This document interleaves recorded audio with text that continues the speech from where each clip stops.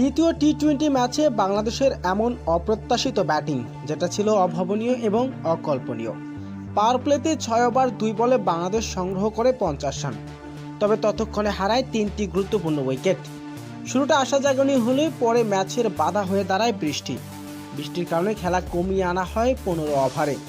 বিরতির পর বাংলাদেশের ব্যাটিং ঘুরে দাঁড়াতে পারেনি।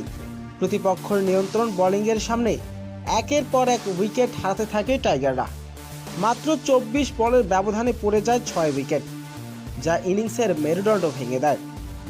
আর সেই 24 বলে বাংলাদেশ স্কোরবোর্ডে জমা করতে পেরেছে মাত্র 25 রান, যেটা ছিল অকল্পনীয় এবং অভাবনীয়। যা দলের হয়ে সর্বোচ্চ রান করেছেন লিটন দাস, তিনি কেবল বড় পারফরমেন্স করতে পেরেছেন।